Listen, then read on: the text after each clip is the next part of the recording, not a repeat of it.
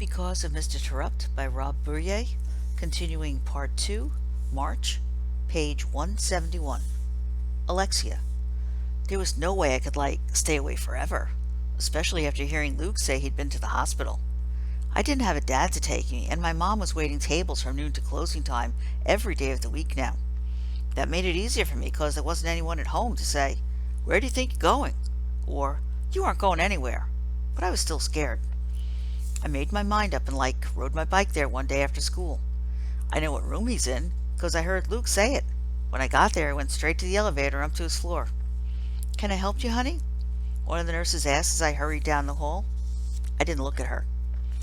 I just shook my head and kept going until I found the room. I walked in. My hands flew to my mouth. I knew Teach couldn't move, but I hadn't expected him to be hooked up to so many tubes. I stood frozen for a long time. Slowly I found the courage to tiptoe closer to his bed. "Hi, Teach," I said. "It's Lexi." Already I fought back tears. "I'm sorry. I'm so sorry. I shouldn't have been mean to you. I wanted to hate you for saying those things to me, but you were right, Teach." I knelt next to his bed and pulled a blanket in my fists. Then the big tears came. Raindrop tears. They poured from me. I couldn't help it. I cried like I used to when Mom and Dad would fight. I sobbed for a few minutes before I wiped my face on his covers. Teach just looked like he was sleeping. Was he really going to die? "I'm doing better now, Teach. I'm not being mean. You'd be happy." I squeezed his blanket in my fist again and clenched my jaw to fight back more raindrop tears. "Teach, there's something else I need to tell you. I'm not sure, but I think I saw Peter leaving here. He's the one who threw the snowball, Teach. I know he didn't mean it. He didn't want this to happen. He loves you. All of us do." I dabbed my eyes with his blanket. I cried more now, but I kept talking to him. "Peter hasn't, said anything in school. He hasn't talked to anyone. Not a word. But no one's trying to talk to him either. He did throw the snowball, even if he didn't mean for it to hit you.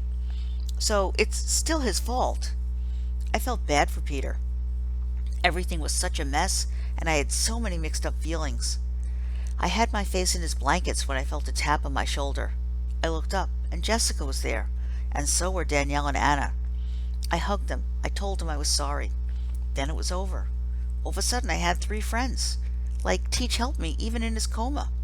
I missed him so much. He had to wake up. I'd never felt so happy and sad at the same time before. Anna. Charlie is Danielle's 27-year-old single brother. He's the one who dropped Danielle off at my house, and he's the one who arrived to pick her up after our hospital trip. He didn't get out of his red truck and come to our door because he didn't need to. Danielle was ready. Next time I'll keep her busy, so he has to ring our doorbell. "Thanks for taking me tonight, ma'am," Danielle said as we stood on the porch. "You're welcome over any time, Danielle," Mom said. "I'd love it if we could draw together." Danielle smiled at that idea. "See you tomorrow," I said. We hugged. "Thanks," she whispered.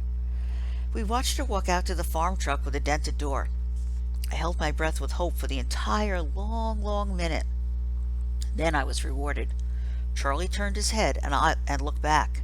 I saw a smile and friendly wave, a wave that Mom gladly returned. I walked to my bedroom and sat on my bed, suddenly exhausted. Mom sat next to me. "Quite an afternoon, huh?" she said.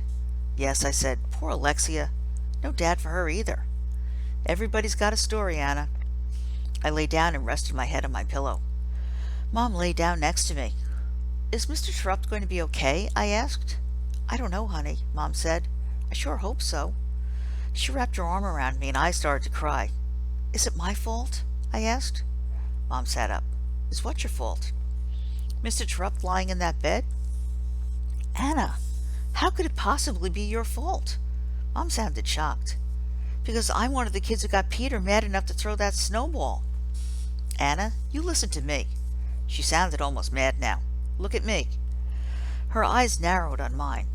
"You didn't throw that snowball, nor did you force Peter to throw it.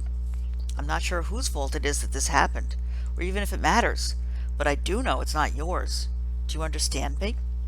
I just want him to be okay." "I know, honey. Me too." I never thought I'd have the courage to ask my mom the next thing that came out of my mouth, but my feelings just poured out after seeing Mr. Terupt like that. Did you ever blame me for what happened to you all those years ago? Blame you?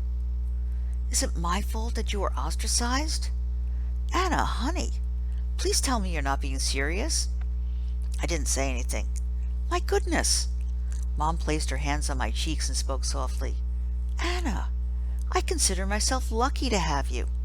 I would endure all that pain again in an instant so I could have you. I've never blamed you, nor will I. You're everything to me. A tear fell from Mom's face and landed on mine. I've always been afraid that you'd end up hating me for bringing you into this situation, Mom said. You're the best mom ever, I said. I love you. I love you too. Mom bent forward and we hugged. Then she kissed me on the cheek and lay down next to me. I wanted to ask her about Charlie, but I was wiped out, so I closed my eyes. Danielle, I'm glad I went to see Mr. Terupt. It wasn't easy, but it would have been a lot harder alone. I don't know how Lexi did it, but I'm glad she was there because now we're friends again. I don't think she'll be mean anymore. I think Mr. Terupt helped her. Right from his coma, he helped the four of us make wrongs right. I didn't know about Jessica's father. She seemed so perfect. I thought her family was too. I used to think Lexi was lucky as well. Maybe I'm the lucky one, even with this extra meat on my bones. Maybe we're all lucky for having Mr. Terupt. I've been trying to figure out why the accident happened.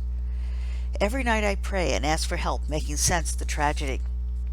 Mr. Terupt helped Lexi and us, and he helped me make it over to Anna's house. I want to go again. Her mom's very nice, and when he picked me up, I noticed Charlie seemed to like looking at her. I decided not to say anything, though. Not to Charlie, or about wanting to go over to Anna's again. Not yet. At home, Mom and Grandma asked me how my visit went as soon as I walked into the kitchen. Did that woman do or say anything crazy? Grandma wanted to know. Was she okay? Mom asked gently. She seemed fine, Charlie said. He came to my rescue and then walked out of the room. She was friendly, and I liked her, I said. Can we just pray together for Mr. Terupt? It's late and I'm tired. Sure, sweetie, Mom said. I could tell that Grandma didn't like this one bit, but she went along with it. In school the next day, Jeffrey asked a lot of questions about our visit. He'd asked Luke questions, too. How many tubes did they have hooked up to him? What's the name of the stuff they're putting into him? Were they giving him blood? What was his heart rate? Jeffrey, stop, I said. We don't know the answers and your questions are upsetting me. Sorry, he said. You should just go yourself. I saw him exchange a look with Jessica. I got the feeling there was something I didn't know. Sorry, he said again. Then he walked away. Dear God, it's Danielle. Things down here are getting harder. I'm doing my best, but it's not easy. Thanks for returning Alexia, a brand new Lexi. I'm very grateful for that, but I'm about to ask for more. It's Mr. Terupt. He really needs you. He looked terrible when I saw him. There are so many of us down here that want him back so badly. He's the best teacher any of us have ever had, and I just know he's got lots of good stuff left to do here. Comfort him if he hurts, and please heal him. There's Jeffrey, too. I saw the look he gave Jessica. Something is up with him. Please help him. And I'd like to pray for Jessica and Lexi and Anna, all three of them without dads. That's just another reason why we need Mr. Terupt back. And, last of all, I want you to pray for me. I'd like to go over to Anna's house again. Maybe you could help me with that? I've also been thinking a lot about who's to blame for Mr. Terupt's accident. I thought it was Peter because he threw the snowball. But after seeing Mr. Terupt, I'm wondering if it was me. I'm the one who suggested going outside, and I helped push Peter down. So I don't think I'm completely innocent. Please forgive me. Amen. Luke. I didn't think it would be as difficult going to see Mr. Terupt the second time. I knew what to expect. I was wrong. Seeing Mr. Terupt in that bed again wasn't any easier. I thought he would look better. I thought he was improving. But he looked the same. Still just lying there in his bed, surrounded by the same beeps and tubes and monitors and noises from the hall.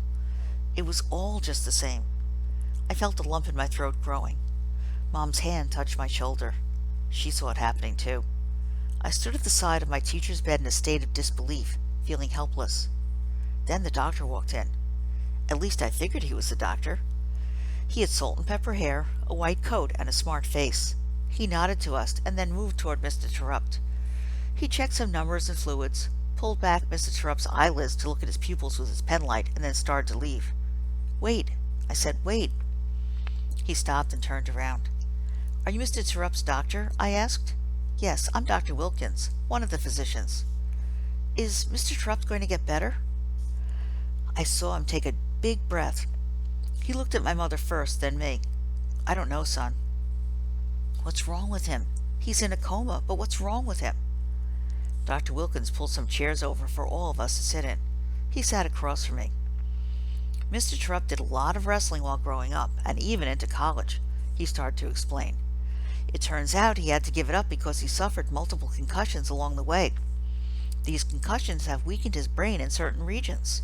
The snowball that was thrown hit one of those weaker areas, the temporal region to be exact, and it cracked his skull." Dr. Wilkins looked very sorry as he said this. I don't know if he expected questions, but I had them. "Does that mean Mr. Terupt wouldn't be in a coma if he hadn't suffered the multiple concussions?" I asked. "I can't say for sure, but probably not." "What do we do now? Just wait?" Dr. Wilkins took another big breath. I got the sense there was more to the question. More bad news, or news he was hoping not to share. He glanced at my mother, who nodded, giving him the okay to explain. I didn't want a sugar-coated report. I wanted the facts, and my mom knew that. "Mrs. Terupt has some bleeding going on behind this crack, and the blood is collecting, in his brain. We hoped it would stop, but it hasn't. He'll need to undergo brain surgery so we can clamp the bleeding vessels. And then he'll be okay? If it works, hopefully, yes." I heard the word "if" loud and clear. "And if it doesn't?" I said. "Brain surgery is risky. There's always a chance the patient won't recover." "You mean die?" I said. Mom put her arm around me. "What's your name, son?" "Luke." "Yes, Luke. Your teacher could die during or as a result of the surgery. But I'm going to do my very best not to let that happen."